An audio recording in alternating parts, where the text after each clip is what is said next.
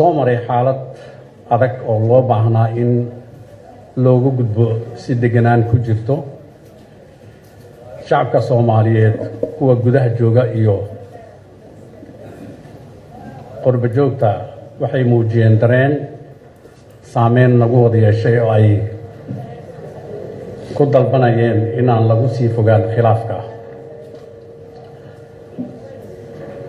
waxaan ka qaadanaynaa isfaham waaga dhacay cashar weyn oo aan ugu nabadgeli doono khilaaf kale muddada nooga dhiman xilhaynta baarlamaanka tobnaad. waxyaabaha sababay dood sharciyeed oo ay ka mid tahay qabyanimada dastuurka, xeroosaadka oo dib u eegis aan lagu samayn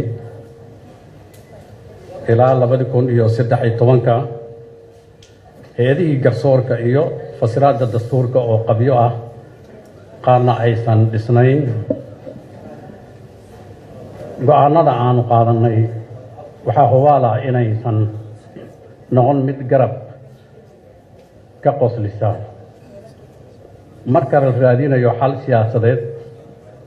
mar walba waxaa lama huraan ah in wax la isku miisaamo oo la qanciyo aragtida kala duwan. culays aad u weyn aday ahayd guddoonka iyo madaxda sare ee dalka ka soo gaartay sidii xal loogu gaari lahaa. waan ku ammaanayaa dadaalkooda mas'uuliyadeed. waxaa suurtagal ah in aragtida lagu kala duwanaado, laakiin dhammaantaanada waxaan nahay xildhibaanada golaha shacabka ee baarlamaanka federaalka. marka ay timaado arrin taabanaysa maslaxadda iyo masiirka ummadda Soomaaliyeed, waxaa nalaga filayaa oo shacabka Soomaaliyeed ay naga filayaan go'aanada aan gaarayno inay noqdaan kuwa u adeegaya maslaxadooda.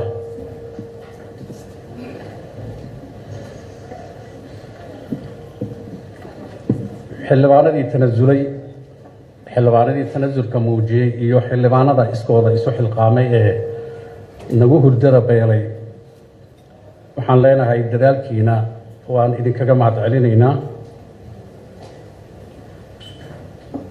mas-uuliyad idin saaranay ahayd in ummadda Soomaaliyeed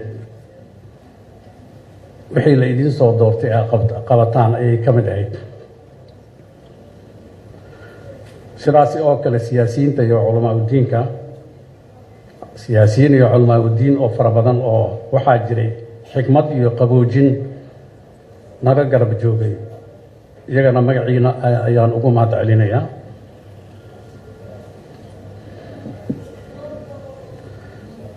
kalfadhigan afraad ee golaha shacabka wuxuu ahaa mid marka la eegayo isfaham waagana kala dhex galay la dhihi karo wuxuu hakad geliyey habsami u socodka howlihii baarlamaanka. hase yeeshee waxaa barbar taalla su'aal ah, ma gudanay shaqadii naloo igmaday. waxaa sharaf noo ah inaan ku bogaadino xildhibaanada sharafta leh in kalfadhigaani ahaa midka ka soo wax saar badan marka la isu geeyo saddexdii kalfadhi ee ka horeysay. kalfadhigan waxaa la ansixiyey saddexdii kalfadhi oo aan soo dhaafnay waxaa la ansixiyey oo keliya waa 3 sharci. kalfadhigan waxaa la ansixiyey 4 sharci: xeer sharciyeedka dhismaha hay'adda naafada, xeerka mihnadayaasha caafimaadka, xeerka xuquuqda siyaasiyiinta, kabidda miisaaniyadda 2018. kalfadhigan waxaa xeerar kala duwan ee akhrinta la marsiiyey hindis sharciyeedka xaqsiinta ciidamada qalabka sida, xeroosaadka, wax ka beddelka sharciga hantidhowraha guud, hindis sharciyeedka naqshadaynta magaalooyinka, hindis sharciyeedka maamulka maaliyadda, warbixinta xisaab xidhka sanadka 2017, miisaaniyadda 2019. guuldarro waxay noqon lahayd haddaan gaari lahayn 31 December 2018 iyadoo aan golaha uu xiran yahay sidaas oo kale annagoo guddiga maaliyadda miisaaniyadda khilaafkiisa aan la xallin xildhibaanada sharafta leh waxaan si xushmad iyo qadarin leh idinkaga codsanaynaa inaad ansixisaan miisaaniyadda 2019 inta aan la gaarin 31 December haddii kale 31 December oo maalinta berita ku beegan waxaad dareemi kartaan waqtiga uu dhammaaday